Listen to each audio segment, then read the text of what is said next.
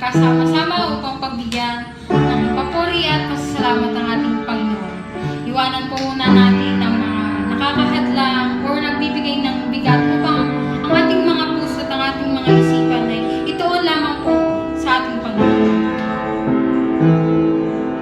Sabi nga po sa Isaiah 40 verse 31, "But those who hope in the Lord will renew their strength. They will soar on wings like eagles. They will run and not grow weary. They will walk and not be faint." Ating pong kantahin ang Eagle's Wings. At nawa ito po'y maging panalangin natin sa ating Panginoon.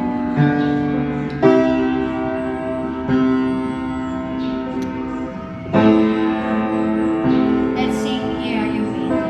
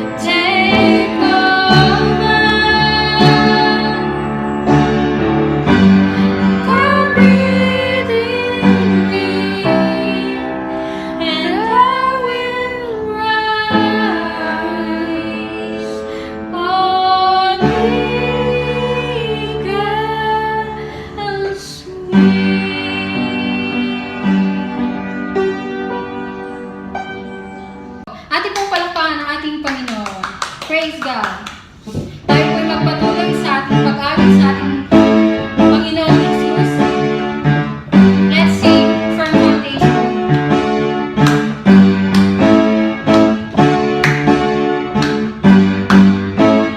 Jesus, you're my firm foundation. I know I can stand secure. Jesus, you're my firm foundation. I put my hope in your holy word. I put my hope in your holy word. I have a living hope. I have a living hope. I have a future. I have a future. God has a plan for me. God has a plan for me. Oh, this I'm sure. Oh, this I'm sure. Jesus, you're my firm foundation. I know I can stand secure. Jesus, you're my firm foundation. I put my hope in your holy word. I put my hope in your holy word. Your word is faithful. Your word is faithful. Mighty in power. Mighty in power. God will deliver me. God will deliver me. Of this I'm sure. Of this I'm sure. Jesus, you're my firm foundation. I know I can stand secure. Jesus, you're my firm foundation. I put my hope in your holy word.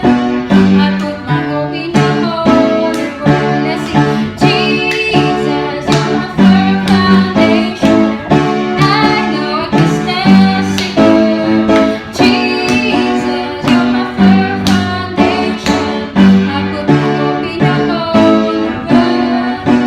I put my hope in your holy word. I put my hope in your holy word. As we sing this song, let us be reminded na sa lahat po ng pagsubok na ating hinaharap, lalo na po sa ating current time, ay ang dapat lamang po natin gawin is i-surrender natin ang ating mga puso at isipan sa ating Panginoong Jesus. Dahil ibinuhos niya ang kanyang buong buhay para lamang sa atin, sa ating mga kasalanan, upang magkaroon tayo ng panghabang buhay sa ating Diyos Ama sa langit. Let's sing, all to Jesus I surrender.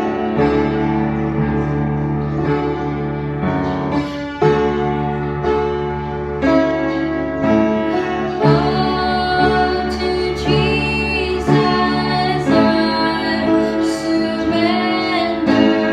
All to Him I freely give. I will ever love and trust Him in His presence daily live. All to Jesus I surrender. Humbly at His feet I bow. Worldly pleasures all forsaken, take me, Jesus, take me now. I surrender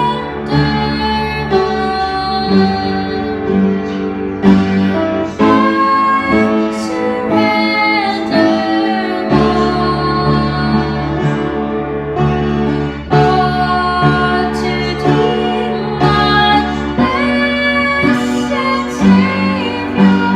I surrender all to Jesus.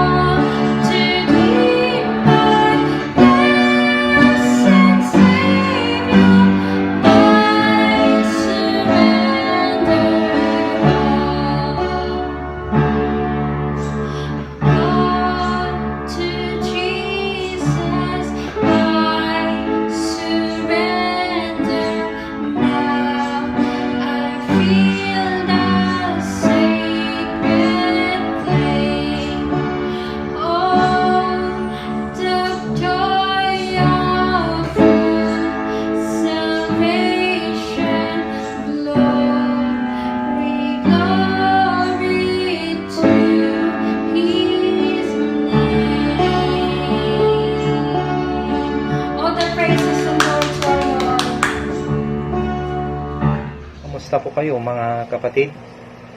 Sa panahon ngayon, tanging ang Diyos ang nagbibigay sa atin ng kalakasan, pag-asa at huling masasandalan.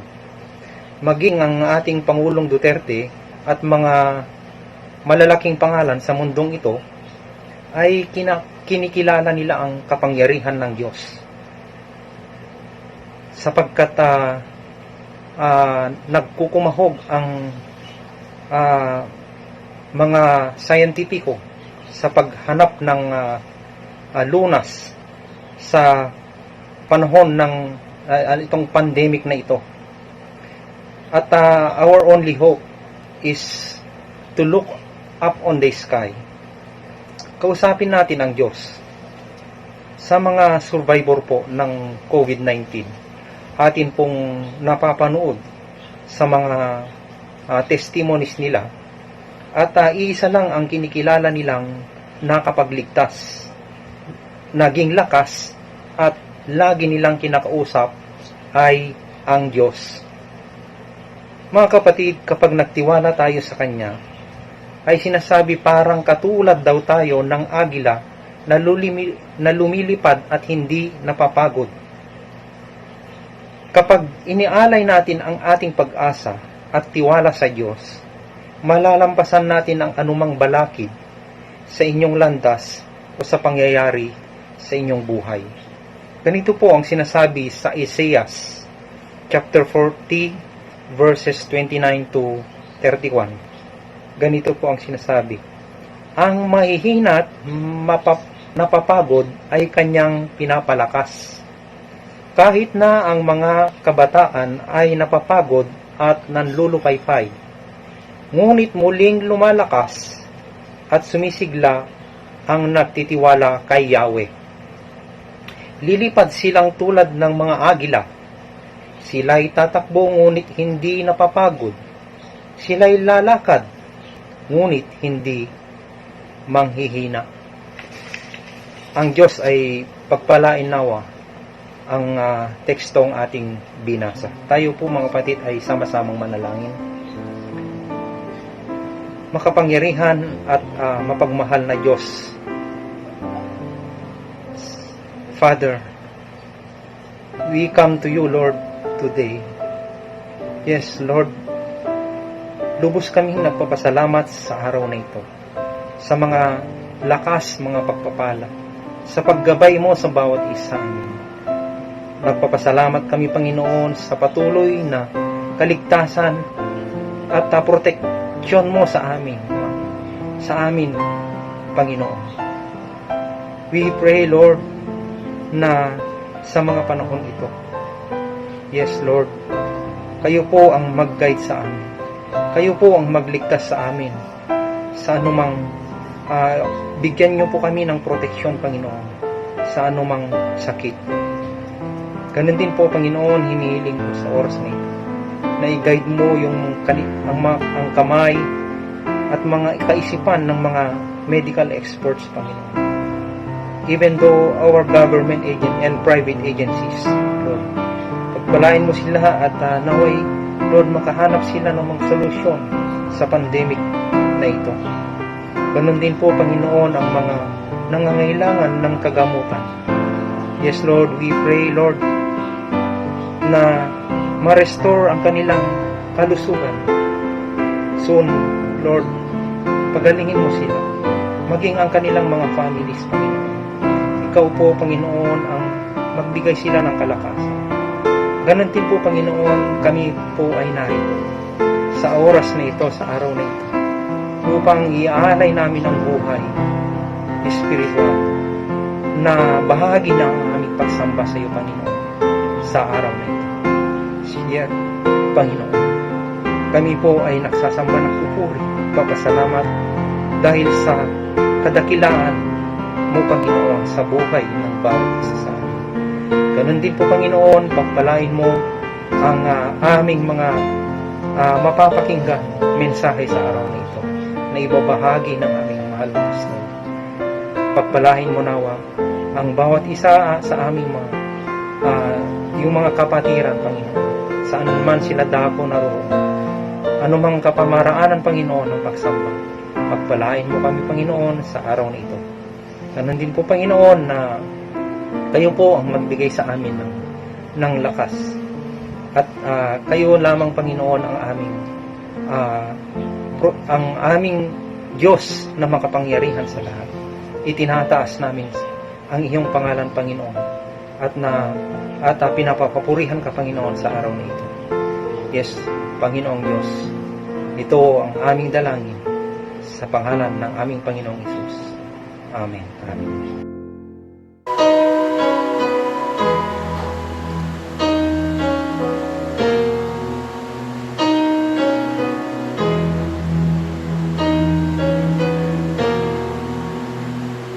Si Yahweh ang tanging Diyos, may gawa ng lahat ng mabuti.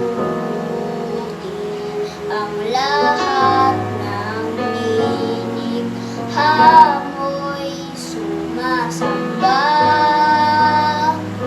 sa'yo. Ang aming bayan, pinupuri ka, itinataas, dinadakila. Ang aming puso ay isang umaawit sa'yo. Mapalad ang bayan na iyong ibinukod, mapalad ang bansang sa'yo lamang sumusunod. Maghari ka't manahan sa aming pagpupuri, ikaw lang, O Diyos.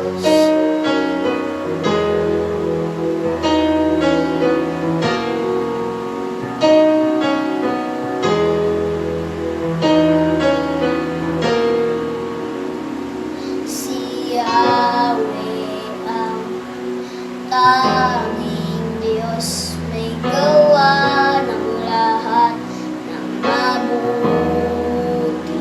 Ang lahat ng nilikha mo'y sumasamba sa'yo. Ang aming bayan, pinupuri ka, itinataas, dinadakila. Ang aming puso ay isang umaawit sa'yo. Mapalad ang bayan na iyong ibinukod, mapalad ang bansang sa'yo lamang sumusunod. Maghari ka't manahan sa aming pagpupuri, ikaw lang, O Diyos. Mapalad ang bayan na iyong ibinukod, mapalad ang bansang sa'yo lamang sumusunod. Maghari ka't manahan sa aming pagpupuri, ikaw lang, O Diyos.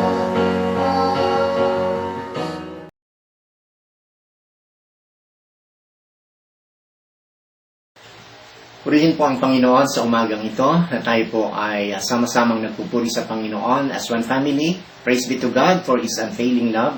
Kumusta po ang inyong pamilya, mga kapatid? Sa umaga pong ito, ang ating tatalakayin, ang mensahe sa atin ay mula po sa kasaysayan ng buhay ni Job. At kung papaano ang mga pagsubok na dumating sa kanyang buhay ay magbibigay sa atin ng ilang mga aralin.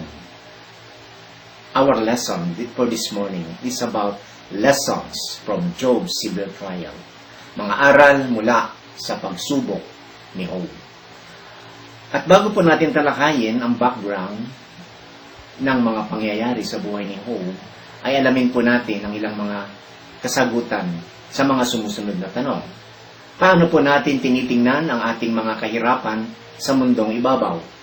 Paano tayo nagiging matatag sa biglaang pagsubok sa ating buhay? You know, Job is one of a kind when it comes to severe sufferings of life. May natatanging leksyon na iniiwan siya sa atin po ngayon. Alamin po natin yung background summary. Job is a good man. Early in the morning, he offered regularly sacrifice of burnt offering for his children. Ang sabi nga sa banal na kasulatan, he is blameless and upright. He fears God and shunned evil. He wholeheartedly feared God and worshiped Him without anything in return. At makikita po natin ang magandang reputasyon and social status ni Job. Job is a wealthy man living in a land called Uz with his large family and extensive flocks. Marami po siyang ari-arian in terms of animals. Job is greatest man among all people of the East. Satan challenges God that if given permission to punish the man, Job will turn and curse God. So nagkaroon ng pag-uusap si Satanas at ang Panginoon. Now, this is the evil intention of Job, curse God. An attack to God's moral divine character to prove eventually that God made a mistake in what? In giving blessing or favor to Job. At maaaring ito ang maghatid kay Job na sumpain niya ang Diyos kapag dumating sa kanya ang mabibigat na pagsubok. Now, meron pong mga episodes, mga yugto sa buhay ni Job. First test, or the first episode of trial is this. Job's livestock, servants, and 10 children have all died due to invaders of bandits and natural catastrophes. You know what happened? Job tears his clothes and shaves his head in mourning. Nagdalamhati po siya. Yet in spite of that, he still blesses God in his prayers. His first response of worship to his first blow of trial, makikita po natin dito, he worshiped God. Job's possession and wealth, material blessings, ito po yung inventaryo. At ito po yung mga nangyari. The Sabaeans attacked and carried his oxen and donkeys. They killed his servants, 500 yoke of oxen and 500 donkeys. Yan po ay tinangay ng mga Sabaeans. The fire from heaven fell from the sky and burned up the sheep and servants. 7,000 sheep. Napakarami. The three group of Chaldeans, bandits, and carried his camels. 3,000 po ang tinangay ng mga bandidong ito. 3,000 camels. Tingnan naman po natin ang immediate relationship ni Job when it comes to his children. Job's children, his loved ones. The mighty desert wind swept and struck his house. It collapsed, and all his sons and daughters are dead. 7 sons, 3 daughters, dead. The daughters are the most beautiful in the land. Tingnan pa natin ang human assets or human resources ni Job. He has large number of servants. Marami po siyang mga alipin. Makita po natin mga kapatid doon sa first episode. Ano ang ginawa ni Job? Ano ang naging response niya sa Diyos? He worshiped Him. Now, makikita naman natin dito sa second test, nag-usap uli si Satanas at ang Panginoon. This is the second episode. Satan appears in heaven again and God grants him another chance to test Job. Sige, pwede mong subukan si Job. Uli. This time, Job is afflicted with horrible skin sores. His wife pushes him to curse God and to give up and die. But Job refuses. At nandun po yung struggle niya to accept this situation. Now, his second response is that accept good things from God as well as bad things in our life. So, Job did not sin in what he said. Ano po yung sumunod na mga pangyayari, mga kapatid? The coronavirus infected all the people in the land of Uz. Hindi po kasali yun. Sa kasalukuyang panahon, yan ang nararanasan po natin. Now, the question is this. Bad things happen to good people like Job. Why? What's the good behind? Job was blameless. He is upright, a man who feared God and turned away from evil.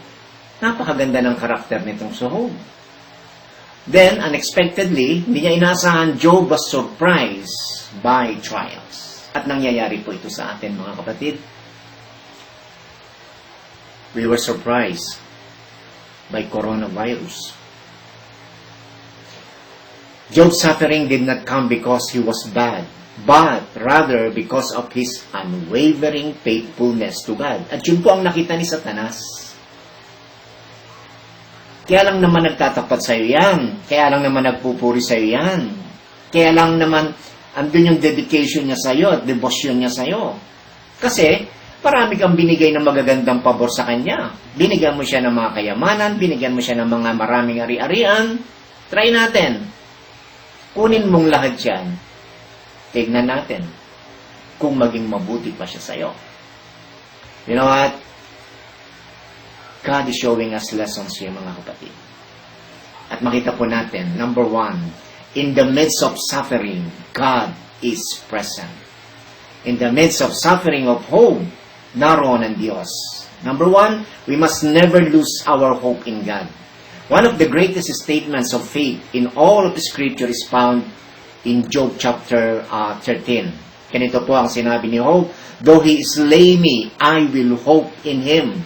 No one and nothing can steal your joy or even your peace when your hope is in God. Ang ating pag-asa ay sa Diyos. Ang ating paningin ay nasa Diyos. So we never lose our hope in God. Pangalawa po, we shall see God. In our present situation, in our painful circumstances, makikita natin ang Diyos. Job proclaims where his deep strength flows. Sabi niya, for I know that my Redeemer lives. Buhay ang Diyos. Buhay ang kanyang manunubos. And at the last, He will stand upon the earth. And after my skin, marami siyang boils, has been destroyed. Yet in my flesh, I shall see God. Napakagandang statement po, mga kapatid. In my suffering physically, halimbawa, meron tayong mga karamdaman, whatever our illness is, through that, we can see God. We can see the movement of God. We can see the love of God. We can see the healing of God. We can see kung ano ang gagawin ng Diyos beyond our thought. And my eye shall behold, and I shall see for myself. Yun po, mga kapatid, pangalawang aralin. At narito ang pangatlong aralin. We can be assured of His presence even in His silence. Naroon po ang katiyakan ng kanyang presensya kahit sa tingin natin, bakit tahimik yata ang Diyos? Why God is silent? And you know what, mga kapatid? Ito po yung kadalasang katanungan ng mga tao. Kapag mayroon na pong mga mabibigat na nangyayari, where's God? Why is God silent? Job wrestled and wrestled with God's silence in the midst of his suffering. Wisdom comes from fearing God. And number 2, God is in control. Ang Diyos, siya po ang may hawak ng lahat. God is the creator of the universe. He is mighty and powerful. We can trust Him with our lives. We see in Job chapter 1 that nothing came into the life of Job which did not first go through the hands of His loving God. Dumaan ang pagsubok na ito, ang planong ito ni Satanas sa kamay ng Diyos. God is sovereign. Satan is not greater than the Lord. Satan is not greater than us. Since we are with the Lord, if God is with us, then who is against us? Alam ng Diyos kung ano ang nangyari. Alam ng Diyos kung papaano niya i-handle ang lahat ng mga nangyayari sa ating buhay. Every page of Scripture points to a sovereign God. Kung titingnan po natin, marami ng mga tagpo, kasaysayan, mga istorya ang naganap sa loob ng banal na kasulatan. And what we can see here is this. Nothing can thwart or change the plan of God. He is sovereign. ang divino plano ng Diyos ay matutupad. From creation hanggang doon sa revelation, mga kapatid. Number 3 lesson. Sometimes in the midst of our suffering, we sin. Oo nga naman, in our human thinking, in our flesh, dwells no good thing. You know what? We are accustomed sa ating self-centered living. And because we complain, we doubt, and even question the power of God, and then we sin. God accepts a humble and repentant heart. In Job 42, we see sinuko ni Job ang kanyang sarili sa Diyos. At siya po'y nagsisi. He changed his mind. Even when you're having the hardest time of your life, you know, the best thing that we can do is stand on the promises of God and kneel before His presence. Sa pagtatapos, mga kapatid, makikita po natin ang katotohanan ng mga araling ito. The lessons behind. Kaya nga masasabi po natin, based on the word of Paul sa Romans 8:28, all things work together for good. Sometimes we focus on the situation itself. Sometimes we focus on the COVID crisis itself. But more than that, we have to focus, to set our eyes on the Lord, to set our eyes on the glory that will be revealed to us after all this ordeal, after all this suffering on this earth. And no one is exempted. After all, hindi po permanente ito. Time will come, we will be with the Lord forever and ever in heaven. And that is the good news. Yes, there is suffering. And Jesus suffered for the redemption of our sin.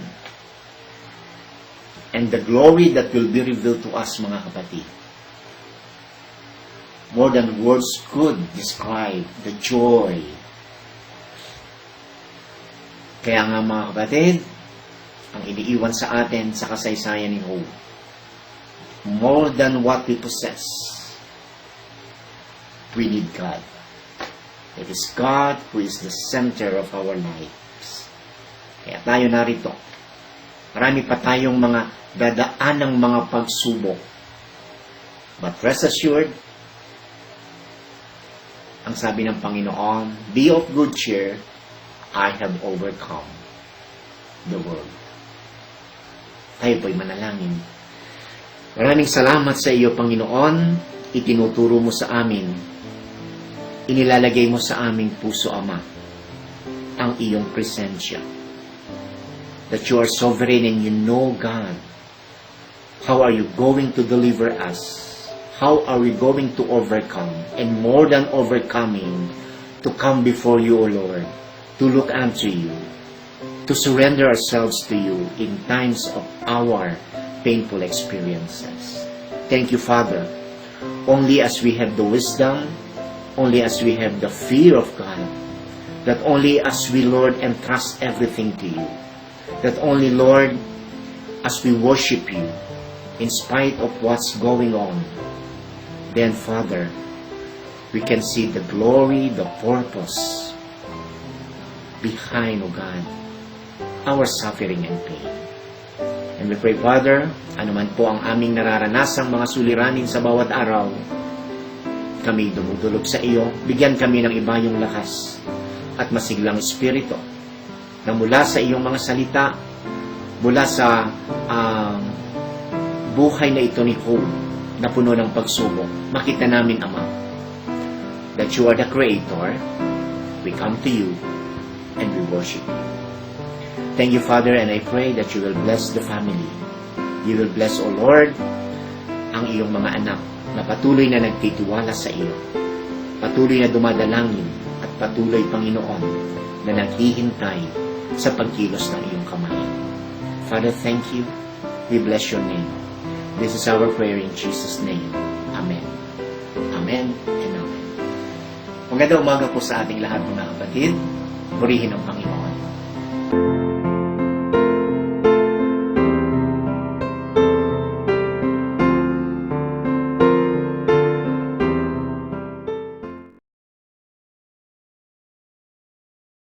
Magandang umaga po sa inyong lahat. At samantalang sila'y nagsisikain, ay dumampot si Jesus ng tinapay at pinagpala at pinagputol-putol at ibinigay sa mga alagad at sinabi, "Kunin ninyo, kanin ninyo, ito ang aking katawan." At dumampot siya ng isang saro at nagpasalamat at ibinigay sa kanila na nagsasabi, "Magsiinom kayong lahat diyan, sapagkat ito ang aking dugo ng tipan na nabubuhos dahil sa marami sa ikapagpapatawad ng mga kasalanan. Datapwat sinasabi ko sa inyo, na buhat ngayon ay hindi na ako iinom ng bunga ng ubas hanggang sa araw na iyon na inumin kong panibago na mga kasalo ko kayo sa kaharian ng aking Ama." Tayo manalangin. Panginoong makapangyarihan sa lahat, salamat pong muli sa pagkakataong ito na binigay mo sa amin, na sa kabila na kami ay nasa aming mga tahanan, kami ay nagkaroon pa rin ng pagkakataon upang magsalo-salo at alalahanin ang iyong kamatayan. Kamatayan ni Jesus na nagbigay sa amin ng pag-asa. Kaya Panginoon, pinupuri ka namin at pinapasalamatan. Sa pangalan po ni Jesus, Amen.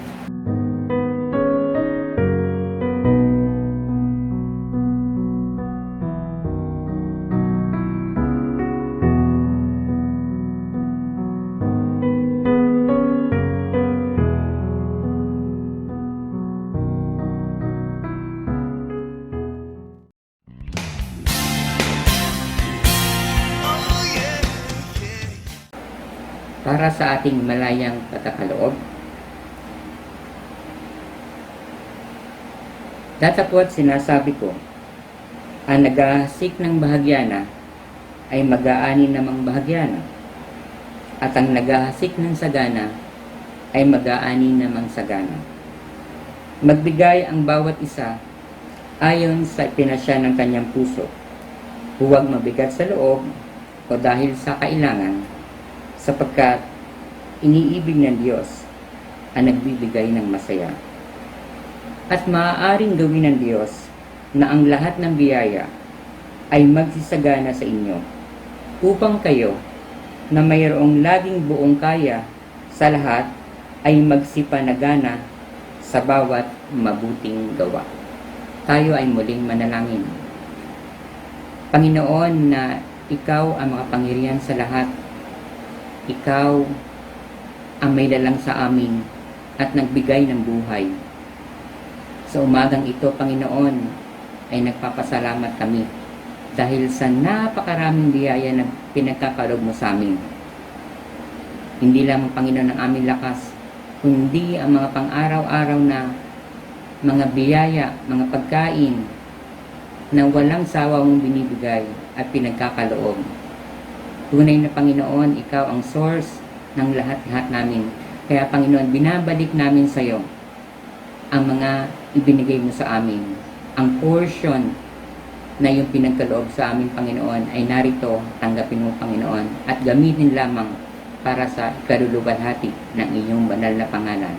Ito ang aming dalangin sa pangalan po ni Jesus. Amen. Jesus, you're my firm foundation. I know I can stand secure. Jesus, you're my firm foundation. I put my hope in your holy word. I put my hope in your holy word. Jesus, you're my firm foundation. I know I can stand secure. Jesus,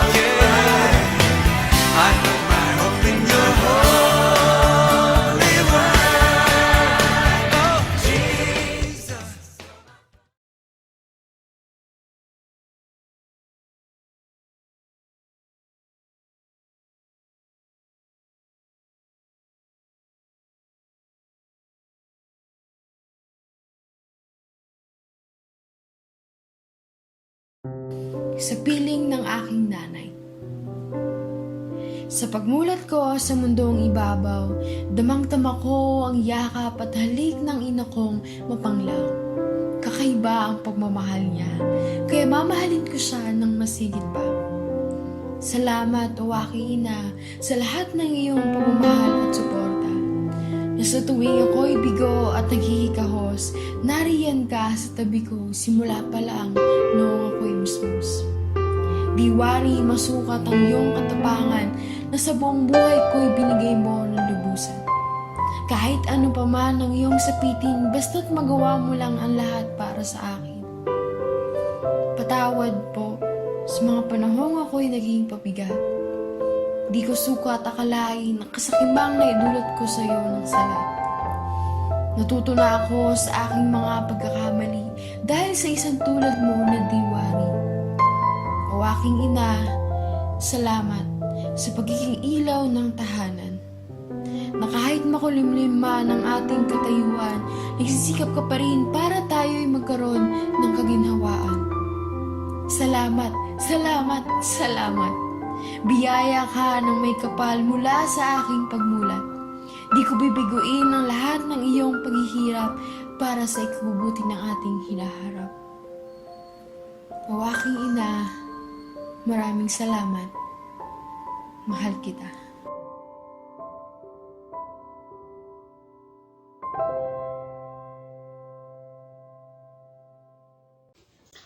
Purihin po ang Diyos sa natatanging araw na ito.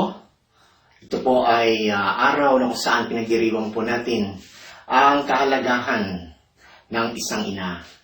Happy Mother's Day po sa ating lahat. Purihin ang Panginoon. Tayo po ay nagkasama-samang muli upang alalahanin natin ang magagandang bagay na ipinagkaloob sa atin ng ating mga mahal na ina, ang ating asawa na siya rin ina ng ating mga anak.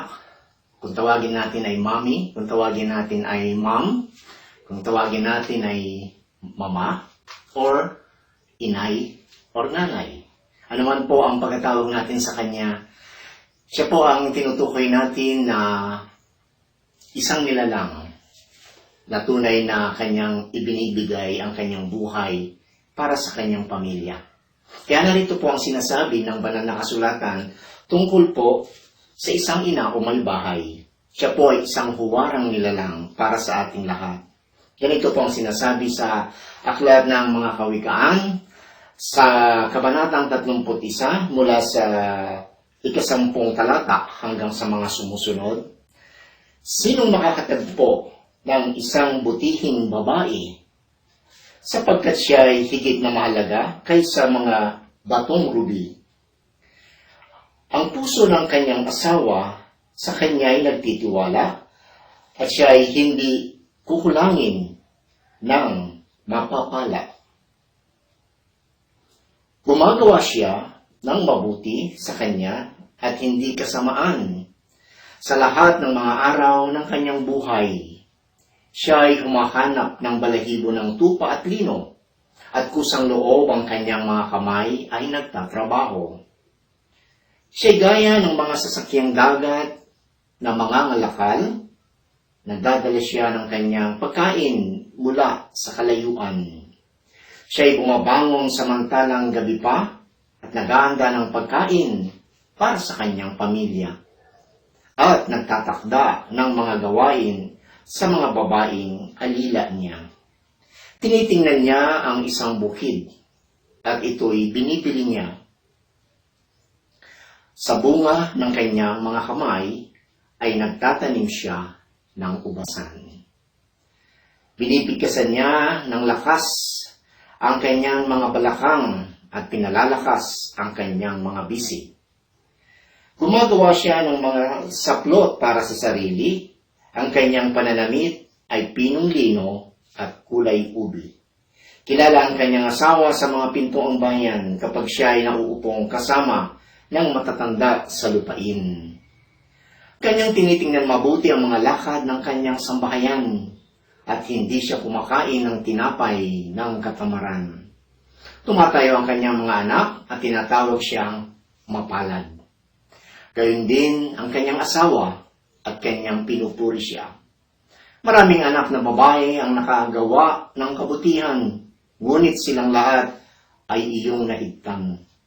Ang alindog ay madaya at ang ganda ay walang kabuluhan, ngunit ang babaeng natatakot sa Panginoon ay papupurihan. Bigyan siya ng bunga ng kanyang mga kamay at purihin siya ng kanyang mga gawa sa mga pintuang bayan. Ang mayamang pagpapala ng Diyos ang sumaatin sa pagkarinig ng mga talatang ito na nagpapakita lamang at naglalarawan ng tunay na katangian ng isang ina. Kaya sa ating mga anak, sa mga asawang lalaki, sa lahat ng mga kaibigan, at sa lahat po ng mga kapatiran, bigyan natin ng mataas na pagtingin ang ating mga ina, ang ating mga maybay, ang ating mga magulang sa katauhan ng isang tunay at Kristiyanong ina.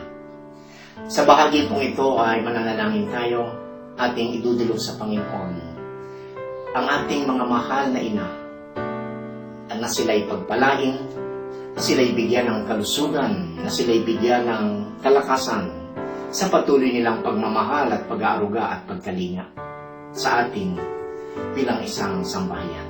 Tayo po'y manalangin. Aming Diyos na makapangyarihan, kami dumudulog sa iyong banal na presensya. Nagpupuri sa iyong pangalan, dahil Panginoon, pinagkaloob mo sa amin ang isang natatanging kaloob. Ang aming mga ina, ang aming mga magulang, na patuloy na kumakalinga at nagpapahayag ng kanilang pag-ibig sa amin. Salamat sa kanilang pagtitiwala. Salamat, Panginoon, sa kalakasang pinagkakaloob sa kanila. Sa bawat araw ay naroon sila, Panginoon, upang kami, Panginoon, ay kalingain. Upang, Panginoon, sa maraming gawaing bahay, sila ay naroroon. Upang, Panginoon, sa ganitong mga paglilingkod, ay kanilang maipadama ang kanilang pagmamahal sa kaniyang mga anak at sa kaniyang asawa sa buong sambahayan. Kaya narito kami, Ama, tinataas namin ang lahat ng mga ina. Tunay na kayo, Panginoon, na nagkaloob nito sa amin. Sa kanilang magagandang halimbawa, sa kanilang mga pag-aaruga, sa kanilang mga anak, at sa kanilang paglilingkod sa aming Panginoon sa kanyang banal na iglesia. Sila'y aming tinataas sa iyo, Panginoon. Patuloy, Panginoon, na sila ay bigyan ng ibayo pang karunungan sa pangangasiwa sa sambahayan. At sa natatanging araw na ito, Panginoon, sila po'y iyong pagpalain. Sila po, Panginoon, ay bigyan ng ibayo pang mga biyaya ng mga pagpapala, maging ito man ay material, maging ito man ay espiritual. Maraming salamat, Ama, sa napakagandang kaloob mong ito sa amin, ang aming ina, na Panginoon, ang dalangin namin, bigyan pa sila, O Diyos, ng ibayong kalakasan, na sa patuloy naming pagsasama-sama, sa patuloy, Panginoon, na pagpapahayag ng kanyang pag-ibig sa buong sambahayan. Ang dalangin namin, O Diyos, sila ay pagpalain. Maraming salamat, O Diyos, sila ay aming itinataas sa iyo, at ang araw na ito, Panginoon, bilang pagpapakilala at bilang pag-aalaala, O Diyos, sa patuloy nilang pag-ibig, sa patuloy po nilang paglilingkod sa kanilang mga mahal sa buhay. O Diyos, may your blessing be upon them, and may your grace and mercy, O God, be bestowed sa lahat po ng mga ina. This is our prayer in Jesus' name. Amen. Sa lahat po ng mga ina, again, Happy Mother's Day po. God bless you all.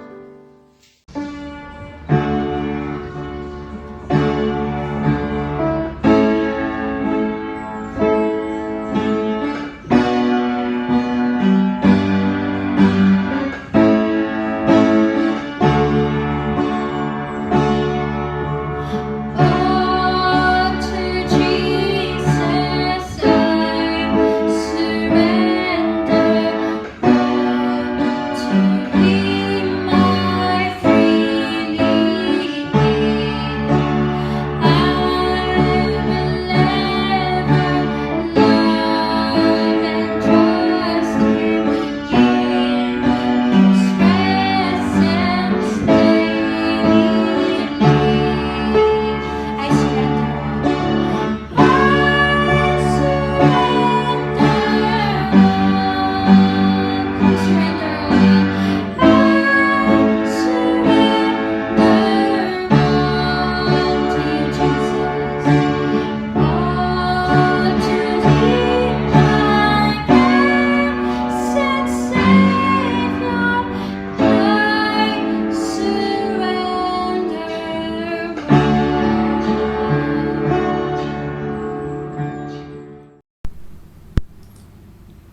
Mga kapatid, tayo po ay manalangin.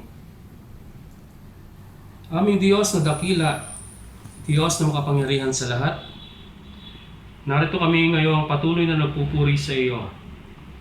Niluluwalhati namin ang iyong dakilang pangalan. Ikaw ang Diyos ng pag-ibig, Ikaw ang Diyos na mapagmahal, Ikaw ang Diyos na mapagpala sa lahat.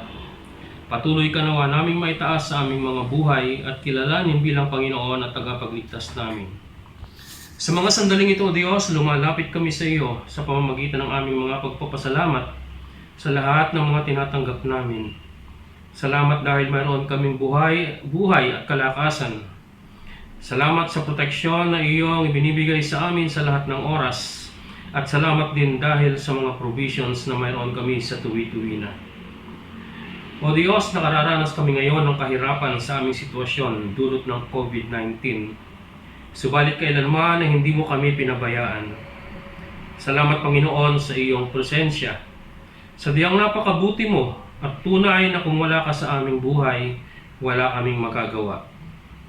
Dalangin namin sa mga sandaling ito, O Diyos, patuloy mo pong palakasin ang aming mga pananampalataya nang sa gayon yung mga compassion for the lost ay magamit namin sa ibang tao upang makapakinig din naman sila ng iyong mga salita. Gamitin mo kami, Panginoon, na maging daluyan ng iyong mga pagpapala nang sa gayon ay may pahayag namin ang iyong mabuting balita sa mga taong hindi pa nakakakilala sa iyo at tanggapin kanila bilang Panginoon at tagapagligtas.